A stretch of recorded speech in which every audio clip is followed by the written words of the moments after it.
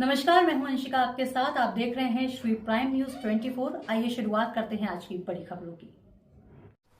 Rouse Avenue court ने 28 मार्च तक की ईडी की कस्टडी में दिल्ली के मुख्यमंत्री अरविंद केजरीवाल जी की रिमांड दी है। हम कोर्ट के इस फैसले का सम्मानपूर्वक अपनी असहमति दर्ज करते हैं। हम विनम्रतापूर्वक कहना चाहेंगे कि कोर्ट के इस फैसले से हम असहमत हैं, लेकिन आज के दिन में prevention of money laundering act एक ऐसा कानून है जिसमें कोर्ट के पास ईडी के आरोपों के आधार पर रिमांड देने के अलावा कोई ऑप्शन ही नहीं बचता है। और यही कारण है कि आज एक के बाद एक विपक्ष के सारे नेताओं पर prevention of money laundering act PMLA में ईडी के द्वारा केस करवाए जाते हैं। क्यों? क्योंकि इस देश में पीएमएलए एक ऐसा कानून है जिसके तहत बेल मिलना लगभग असंभव है।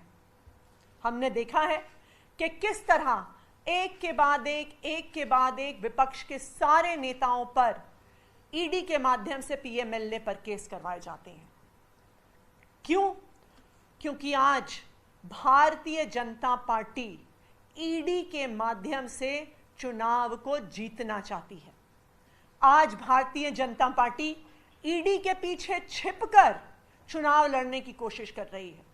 इसका एक उदाहरण हमने मात्र 1 घंटे पहले देखा कि भारतीय जनता पार्टी का मीडिया सेल ईडी द्वारा जमा की गई रिमांड एप्लीकेशन को सारे मीडिया चैनल्स को भेजता है, जैसे कि ED enforcement directorate Bharatiya Janata party का कोई संगठन का हिस्सा है जो भारतीय जनता पार्टी उनकी प्रेस रिलीज इशू कर रहा है। आज ये बिल्कुल साफ है कि ईडी पिछले 2 साल की इन्वेस्टिगेशन के बाद 1 रुपए का भी प्रोसीड्स ऑफ क्राइम नहीं ढूंढ पाई है। 2 साल की इन्वेस्टिगेशन, 500 से ज्यादा अफसर, हजारों रेड्स, लेकिन आम आदमी पार्टी के किसी भी नेता के पास, किसी भी मंत्री के पास 1 रुपए भी प्रोसीड्स ऑफ क्राइम नहीं मिले हैं। फिर भी आम आदमी पार्टी के नंबर 1 नेता, नंबर 2 नेता, नंबर 3 नेता, नंबर 4 नेता सबको गिरफ्तार करके जेल में डाल दिया है। जो ईडी का सारा केस है वो कैसे बना है? ईडी ने जो अपनी एप्लीकेशन जमा करी है वो सिर्फ और सिर्फ ऐसे गवाहों के बयान के आधार पर है जो डराकर, धमकाकर उनसे लिए गए हैं। इसका प्रमुख उदाहरण राघव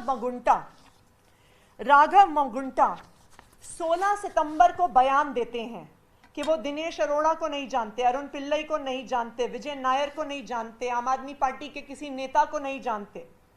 उसके बाद 10 फरवरी को राघव मगुंटा को अरेस्ट कर लिया जाता है। अरेस्ट करने के बाद उन पर दबाव बनाया जाता है और उसके कुछ ही दिनों बाद वो अपना बयान पलट लेते हैं और कहते हैं कि हमने 25 करोड़ रुपए दिए।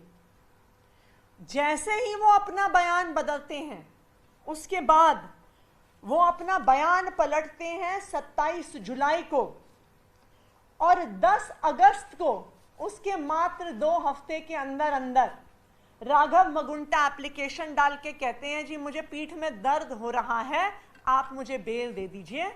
और ईडी उस बेल का कोई विरोध नहीं करती। वही ईडी जो स्पाइनल सर्जरी की आवश्यकता वाले सत्येंद्र जैन जी को बेल नहीं देती है। जब राघव मगुंटा आम आदमी पार्टी के खिलाफ बयान देते हैं तो ईडी कहती है जी उनके पीठ में दर्द हो रहा है, सही तो है, उनको बेल दे दी जाए।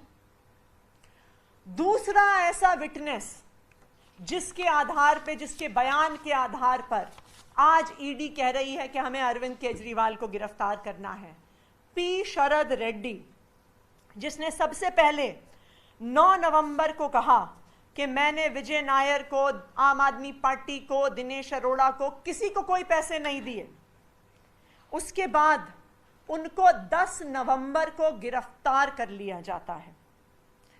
उसके कुछ दिन बाद वो बयान देते हैं कि मैंने 100 करोड़ रुपया रिश्वत दी है, मैंने 100 करोड़ रुपया आम आदमी पार्टी को, के कविता को, किसी को भी दिया है। और जैसे ही वो बयान देते हैं 26 अप्रैल को, 8 मई को उनको भी पीठ में दर्द होने की वजह से बेल मिल जाती है। तो ये क्या दिखाता है?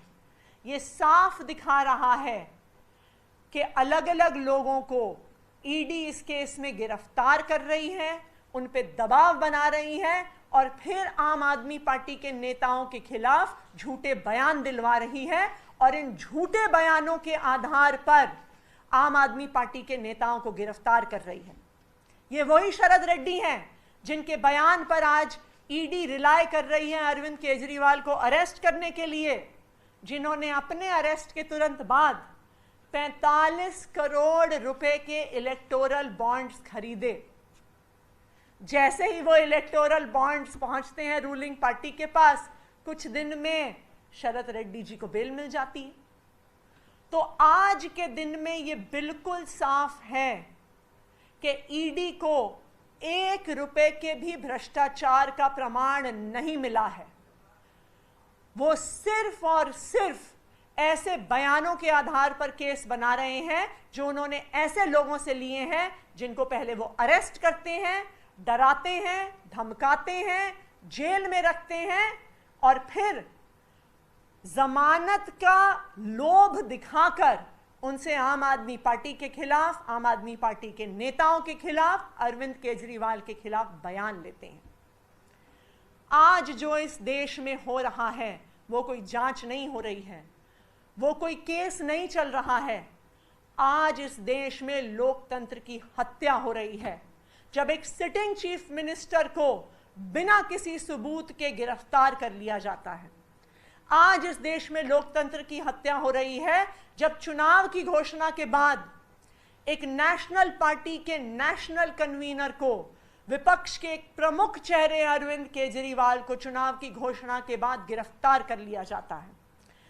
आज इस देश में लोकतंत्र पर हमला हो रहा है जब विपक्ष की एक प्रमुख पार्टी कांग्रेस पार्टी के बैंक अकाउंट को फ्रीज कर दिया जाता है चुनाव से कुछ दिन पहले। मैं भारतीय जनता पार्टी से कहना चाहूंगी कि पूरा देश आपकी ये तानाशाही देख रहा है, पूरा देश देख रहा है कि आप किस तरह से लोकतंत्र की हत्या करने की कोशिश कर रहे हैं और पूरा देश आपको इस तानाशाही का जवाब देगा, क्योंकि ये भगत सिंह का देश है, ये बाबा साहेब अंबेडकर का देश है और इस देश में लोकतंत्र की हत्या करने के हर प्रयास को इस देश के लोगों ने मुंह तोड़ जवाब दिया है। Thank you.